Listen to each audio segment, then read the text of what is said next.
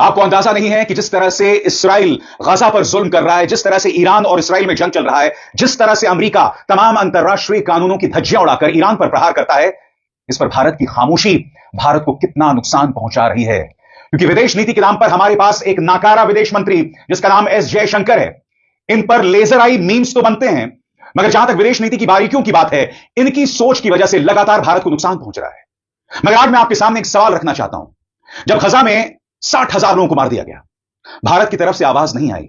जिस बुलंदी से भारत को अपनी बात रखनी चाहिए थी, भारत खामोश रहा। क्या आपको अंदाजा है कि मध्य पूर्व में मुस्लिम देशों में भारत को कितना नुकसान पहुंचा है?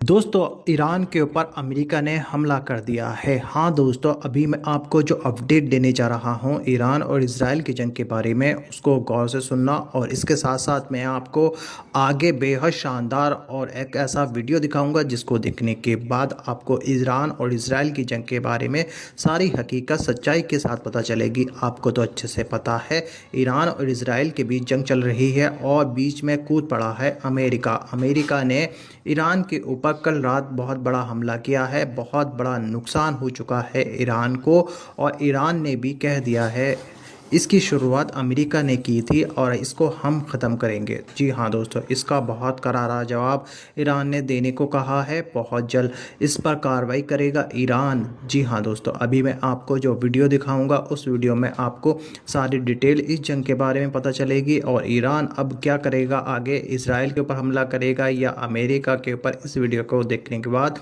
आपको पूरे डिटेल के साथ सच्चाई पता चलेगी। मगर दोस्तों, ये वीडियो दिखाने से पहले मेरी आपसे गुजारिश है, आज का ये वीडियो पूरा एंड तक जरूर देखें। आपको अंदाजा नहीं है कि जिस तरह से इसराइल गजा पर जुल्म कर रहा है, जिस तरह से ईरान और इसराइल में जंग चल रहा है, जिस तरह से अमेरिका तमाम अंतर्राष्ट्रीय कानूनों की धज्जियां उड़ाकर ईरान पर प्रहार करता है, इस पर भारत की खामोशी भारत को कितना नुकसान पहुंचा रही है। क्योंकि विदेश नीति के नाम पर हमारे पास एक नाकारा विदेश मंत्री जिसका नाम एस जयशंकर है, इन पर लेजर आई मीम्स तो बनते हैं, मगर जहां तक विदेश नीति की बारीकियों की बात है, इनकी सोच की वजह से लगातार भारत को नुकसान पहुंच रहा है। मगर आज मैं आपके सामने एक सवाल रखना चाहता हूं। जब गजा में 60,000 लोगों को मार दिया गया, भारत की तरफ से आवाज नहीं आई। जिस बुलंदी से भारत को अपनी बात रखनी चाहिए थी, भारत खामोश रहा। क्या आपको अंदाजा है कि मध्य पूर्व में मुस्लिम देशों में भारत को कितना नुकसान पहुंचा है? जब ईरान पर ज्यादती होती रही, जब बगैर किसी वजह के इसराइल ने उस पर प्रहार कर दिया, भारत खामोश रहा। ईरान पर हमला होता है, प्रधानमंत्री नरेंद्र मोदी राष्ट्रपति मसूद पेजेश्कियां को कॉल करते हैं, मगर वो दम, वो नैतिक शक्ति भारत के भाव में नहीं दिखाई देती। आपको अंदाजा है कि हमारी विदेश नीति की नाकामी किस तरह से पूरे देश को आईना दिखा रही है। सबसे बड़ी बात, और एक बार फिर ईरान इसराइल पर भारत की खामोशी, गजा में 60,000 लोगों की मौत पर विदेश नीति की खामोशी भारत को एक जबरदस्त नुकसान पहुंचा रही है। सबसे बड़ी बात, भारत इसराइल पर कुछ कहने से डरता है, अमेरिका के सामने उसका मुंह नहीं खुलता है। मैं आपसे पूछना चाहता हूं क्यों? और अब कमजोरी इस हद तक पहुंच गई है कि राष्ट्रपति डोनाल्ड ट्रंप भारत की अर्थव्यवस्था को तबाह कर देना चाहते हैं। सही सुना आपने, मैं जो कह रहा हूं गलत नहीं कह रहा हूं दोस्तों। अमेरिका भारत की अर्थव्यवस्था को तबाह कर देना चाहता है क्योंकि डोनाल्ड ट्रंप की पार्टी रिपब्लिकन पार्टी के सांसद बंकर बस्टर बिल लाना चाहते हैं। अब आप कहेंगे इसका भारतीय अर्थव्यवस्था से क्या लेना देना है? सबसे पहले इस नाम पर गौर कीजिए, बंकर बस्टर बिल। यह नाम सुना सुना लग रहा है आपको? जी हां, अमेरिकी B-2 बॉम्बर्स को बंकर बस्टर बम कहा जाता है, जिनका मकसद था ईरान पहुंचकर वहां के 3 न्यूक्लियर ठिकानों पर हमला करना। बंकर बस्टर यानी कि निशाना जमीन के चाहे जितना भी नीचे हो, ये बॉम्ब्स गिरते हैं और उसे नेस्तनाबूद कर देते हैं। हालांकि ईरान के परमाणु ठिकानों के बारे में ऐसा नहीं कहा जा सकता, क्योंकि खुद अमेरिकी कह रहे हैं कि हम नहीं जानते कि कितना नुकसान हुआ, और उससे भी बड़ी बात, नुकसान होने से पहले ही ईरान ने अपना जो पूरा परमाणु जखीरा था वो दूसरी जगह शिफ्ट कर दिया था, हो सकता है कार की डिक्की में रखकर। मगर हम बात कर रहे हैं बंकर बस्टर बिल की। क्या आप जानते हैं, रूस पर दबाव बनाने के लिए डोनाल्ड ट्रंप की पार्टी, उनके करीब 80 सांसद बंकर बस्टर बिल लाना चाहते हैं, जिसका मकसद है कि जो लोग रूस के साथ व्यापार करेंगे उन पर 500% टैरिफ लगाया जाए। और भारत खामोश है। स्वाभाविक सी बात है दोस्तों, जब आपकी विदेश नीति में नैतिक शक्ति ना हो, जब साहस सिर्फ ड्रामे तक सीमित रह जाए, सिर्फ विज्ञापन तक सीमित रह जाए, तो जाहिर सी बात है नैतिक शक्ति आप लाएंगे कहां से? मैं फिर आपसे पूछना चाहता हूं, डोनाल्ड ट्रंप की पार्टी भारत की अर्थव्यवस्था को बर्बाद करने के लिए 500% टैरिफ लाने के लिए, यानी कि यह कह रहे हैं कि अगर तुम रूस के साथ व्यापार करोगे तो हम तुम पर 500% टैरिफ लगाएंगे। भारत खामोश है, भारत कुछ नहीं कह रहा है। सबसे बड़ी बात, ट्रंप की नीतियों के खिलाफ उनकी अपनी जनता सड़कों पर उतरी है।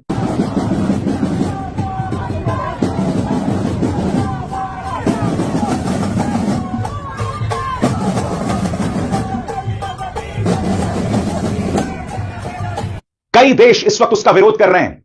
पाकिस्तान जैसा आतंकवादी देश भी, उनकी जनता भी सड़कों पर उतरी है। कनाडा में उसका विरोध किया जा रहा है दोस्तों।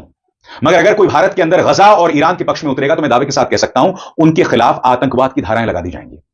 सही सुना आपने, यह हो रहा है भारत में। क्योंकि प्रॉब्लम क्या है भारतीय जनता पार्टी के साथ? भारतीय जनता पार्टी के साथ सबसे बड़ी प्रॉब्लम है कि वह हर मुद्दे को हिंदू मुस्लिम की निगाह से देखते हैं। उन्हें गजा में मुसलमान दिखाई दे गए, उन्हें ईरान में मुसलमान दिखाई दे रहे हैं, लिहाजा भारतीय जनता पार्टी सरकार का जो समर्थन है ना, वो इस्राएल की तरफ झुका हुआ है। मगर यह भारत की विदेश नीति को नुकसान पहुंचा रहा है। अंतर्राष्ट्रीय तौर पर भारत को लोग शक की निगाह से देख रहे हैं, और चूंकि हमारे अंदर नैतिक साहस नहीं है, हिम्मत नहीं है, लिहाजा अमेरिका जो मर्जी कर रहा है और हम खामोश बने हुए हैं। मैं आपको बतलाना चाहता हूं दोस्तों, यह बंकर बस्टर बिल है क्या? आपके स्क्रीन पर भारत के लिए एक नुकसानदेह बिल। भारत पर 500% टैरिफ लगाया जा सकता है, मगर हर बार की तरह यह सरकार खामोश है। क्या है बंकर बस्टर बिल? इस पर गौर किया जाए। बंकर बस्टर बिल, जिसका आधिकारिक नाम sanctioning Russia act of 2025, America की तरफ से रूस, चीन और भारत पर बहुत सख्त पाबंदियां लगाने का प्रस्ताव है। इसका सबसे बड़ा हथियार है रूसी ऊर्जा खरीदने वाले किसी भी देश पर 500% टैरिफ लगाना, यानी शुल्क लगाना, ताकि रूस की वॉर इकोनॉमी को उसकी सबसे बड़ी कमाई के स्रोत से तोड़ा जा सके। अगर यह बिल पास हो गया तो चीन और भारत जैसे देशों को भारी झटका लगेगा, जो मिलकर रूस की करीब 70% एनर्जी एक्सपोर्ट खरीदते हैं। अगर यह खरीद जारी रही तो अमेरिका उनके एक्सपोर्टेड चीजों पर जबरदस्त टैरिफ लगा सकता है। इससे अमेरिका का चीन और यूरोप जैसे देशों के साथ व्यापार बुरी तरह गड़बड़ा सकता है, जब तक उन देशों को यूक्रेन की मदद के चलते छूट ना मिले। अमेरिकी कंज्यूमर्स, यानी अमेरिकी जो खरीदार हैं, उनके लिए कीमतें बहुत बढ़ सकती हैं, सप्लाई चेन में भारी रुकावट आ सकती है, और अगर चीन से व्यापार बंद होता है तो बेरोजगारी भी बहुत बढ़ सकती है, शायद मंदी जैसे हालात हो जाएं। खुद अमेरिका भी इस बिल का उल्लंघन कर सकता है, क्योंकि अब भी रूस से न्यूक्लियर रिएक्टर के लिए एनरिच्ड यूरेनियम मांगता है। यह बिल दिखाने में तो रूस पर कमर तोड़ आर्थिक हमला है, लेकिन एक्सपर्ट्स का कहना है कि इससे उल्टा असर भी हो सकता है। अमेरिका और उसके सहयोगी देशों की अर्थव्यवस्था को भी भारी नुकसान पहुंच सकता है। मगर भारत इस पर खामोश है। एक ऐसा बिल जिसका विरोध उन्हीं के देश में हो सकता है, भारत इस पर खामोश है। याद कीजिएगा, प्रधानमंत्री नरेंद्र मोदी की मौजूदगी में डोनाल्ड ट्रंप ने भारत को टैरिफ किंग बताया था। सबसे बड़ी बात, अब तक डोनाल्ड ट्रंप 15 बार बोल चुके हैं कि मैंने व्यापार का झुंझुना दिखाया और भारत और पाकिस्तान में युद्ध रुक गया। और दूसरी तरफ भारत यह दावा करता है कि प्रधानमंत्री नरेंद्र मोदी ने डोनाल्ड ट्रंप को फोन कर कहा था कि आपका कोई योगदान नहीं था युद्ध रुकवाने में। सुनते हैं बंकर बस्टर बिल पर क्या कहते हैं अमेरिकी सेनेटर ग्रेहम, जिसका मकसद है चीन, रूस और भारत पर निशाना साधना और भारत पर 500% टैरिफ लगाना। सुना जाए। How does this affect Russia? I've got 84 co-sponsors for a Russian sanctions bill that is an economic bunker buster against China, India, and Russia for their brutal invasion, Russia's brutal invasion of Ukraine. I think that bill is going to pass. We're going to give President a waiver. It'll be a tool in his toolbox to bring Putin to the table. It's time to vote on that bill? It's time to vote. Putin is getting worse, not better. Give the president a bunker buster tool economically to get Putin to the table.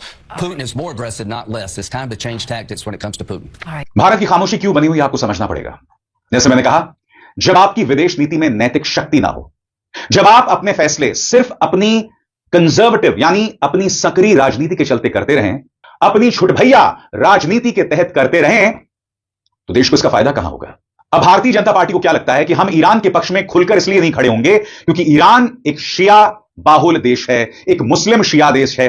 जबकि मैं आपको बतलाना चाहता हूं कि जब से Iran में Islamic सरकार आई है 1979 में, आप जानते हैं वहां पर इस्लामिक क्रांति हुई थी, तब से वहां की सरकार ने जब पाकिस्तान से हमारा युद्ध हुआ, तब वहां की सरकार ने भारत का साथ दिया है। और इससे पहली वाली जो सरकार थी उसने हमेशा पाकिस्तान का साथ दिया था। मैं आपको बतलाना चाहता हूं कि सोनिया गांधी ने बाकायदा यह लेख लिखा है और इस लेख के अंदर वो 2 सवाल उठा रही हैं। पहला सवाल गजा वाले मुद्दे पर, यानी जहां पर इसराइल ने 60,000 लोगों को मार दिया, उस पर भारत की खामोशी, और दूसरा ईरान पर भारत की चुप्पी। सोनिया गांधी क्या कहती हैं ईरान पर, इस पर गौर किया जाए। सोनिया गांधी ने लिखा, सच कहें तो इस्लामिक रिपब्लिक ऑफ ईरान ने भारत के साथ पहले वाले ईरान यानी इंपीरियल स्टेट ऑफ ईरान से कहीं ज्यादा सहयोग किया है, जो 1965 और 1971 की लड़ाइयों में पाकिस्तान की तरफ झुका हुआ। यानी कि जो सो कॉल्ड उदारवादी ईरान था वो पाकिस्तान के साथ था 1965 और 1971 में। मगर खामेनी या सुप्रीम लीडर वाला ईरान जो है वो हमेशा से भारत के साथ था। और दूसरी तरफ गजा पर भारत की खामोशी, इस पर भी सोनिया गांधी प्रहार करती हैं और इस बात की ओर इशारा कर रही हैं कि किस तरह से हमारी विदेश नीति पूरी तरह से नाकाम साबित हुई है। गौर किया जाए। गजा में तबाही और अब ईरान के खिलाफ बिना किसी उकसावे के बढ़ते हमले पर नई दिल्ली की चुप्पी हमारे नैतिक और कूटनीतिक सिद्धांतों से एक परेशान करने वाली दूरी को दिखाती है। यह सिर्फ हमारी आवाज खोने की बात नहीं है, बल्कि हमारे मूल्यों को छोड़ देने जैसा है। लेकिन अब भी देर नहीं हुई है। भारत को साफ तौर पर बोलना चाहिए, जिम्मेदारी से कदम उठाना चाहिए और पश्चिम एशिया में तनाव करने और बातचीत की वापसी के लिए हर संभव रास्ता अपनाना चाहिए।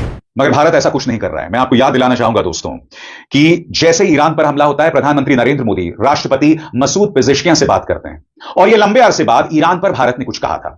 उनका यह बयान आपकी स्क्रीन पर है, जिसमें उन्होंने कहा कि बातचीत का रास्ता जो है वो आगे का रास्ता है। मगर क्या प्रधानमंत्री नरेंद्र मोदी ने इस्राएल की एक तरफा कार्रवाई पर आलोचना की? अमेरिका ने जिस तरह से B-2 बॉम्बर्स का इस्तेमाल किया, अपनी संसद की अनदेखी करके, अंतर्राष्ट्रीय कानूनों की अनदेखी करके, क्या प्रधानमंत्री ने उस पर एक भी शब्द कहा? यह बताता है कि हमारी विदेश नीति में नैतिक ताकत की कितनी कमी है। हमारी विदेश नीति हर गुजरते दिन के साथ किस तरह से बिखरती जा रही है, क्योंकि हम हर मुद्दे को दो पैमानों से देख रहे हैं। पहला, कि किस तरह से प्रधानमंत्री नरेंद्र मोदी को विश्व गुरु बनाया जाए, जिसमें हम पूरी तरह से नाकाम साबित हुए हैं। और दूसरा, हर मुद्दे को हिंदू मुस्लिम करके देखना, हिंदू और मुस्लिम की निगाह से देखना। यही वजह है कि हम गजा पर भी खामोश रहते हैं और ईरान पर भी खामोश रहते हैं। मैं आपको एक वीडियो दिखाना चाहता हूं दोस्तों। यहां पर फलस्तीन के यासिर अराफात आप इंदिरा गांधी के साथ देख रहे हैं। आप जानते हैं, जब इंदिरा गांधी के उनके बॉडीगार्ड्स ने हत्या कर दी थी, तब यासिर अराफात फूट फूट कर रोए थे। उन्होंने कहा था कि मैंने अपने एक दोस्त को गंवा दिया। क्यों? क्योंकि भारत का पारंपरिक तौर पर यह रुख रहा है कि हम स्वतंत्र फलस्तीनी राज्य के पक्ष में हैं। इसीलिए जब भी गजा पर कोई भी अत्याचार हुआ, तब इंदिरा गांधी ने अपनी आवाज बुलंद की थी। इसीलिए जब इंदिरा गांधी की मौत हुई थी, तब यासिर अराफात की आंखों में आंसू थे। आज गजा में हमें कोई नहीं सुनता, ईरान में हमें कोई नहीं सुन रहा। उल्टा अफवाहें फैल रही हैं भारत के बारे में कि भारत ने अपने एयर बेसिस दिए ताकि ईरान पर हमला किया जा सके, जबकि यह खबर पूरी तरह से झूठी है। मगर यह अफवाहें क्यों फैल रही हैं? यह अफवाहें इसलिए फैल रही हैं क्योंकि हम पुख्ता तरीके से ईरान के साथ नहीं खड़े हैं। हम पुख्ता तरीके से ज्यादती के खिलाफ नहीं खड़े हैं, जुल्म के खिलाफ नहीं खड़े हैं। और हर गुजरते दिन के साथ हमारी विदेश नीति बिखरती जा रही है। सबसे बड़ी बात, इस तस्वीर पर गौर कीजिए। यहां पर आप देख सकते हैं, बांग्लादेश, पाकिस्तान और चीन तीनों साथ खड़े हैं। तीनों की तिकड़ी बन गई है। आपको अंदाजा है दोस्तों, यह कितनी खतरनाक खबर है। याद कीजिएगा, राहुल गांधी ने संसद में क्या कहा था। इस सरकार की सबसे बड़ी नाकामी यह है कि इसकी वजह से पाकिस्तान और चीन साथ आ गए। क्योंकि अब तक क्या हो रहा था, 2014 से पहले चीन और पाकिस्तान कभी साथ नहीं आए थे। अब वो एक टीम के तौर पर काम कर रहे हैं। और अब जी हाँ दोस्तों, आपने देखा अभी जो भारत के पत्रकार हैं विशाल शर्मा जी, उन्होंने ईरान और इजराइल और अमेरिका की जंग को लेकर पूरी जानकारी इस वीडियो में दी। उम्मीद करता हूं दोस्तों ये वीडियो आपको पसंद आई होगी। इस वीडियो में जो जानकारी पत्रकार साहब ने दी है वो आपको समझ आ गई होगी। तो दोस्तों इस वीडियो को लेकर आपकी क्या राय, अपनी राय कमेंट बॉक्स में ज़रूर रखें। मिलते हैं एक नई वीडियो के साथ, अपना ख्याल रखें।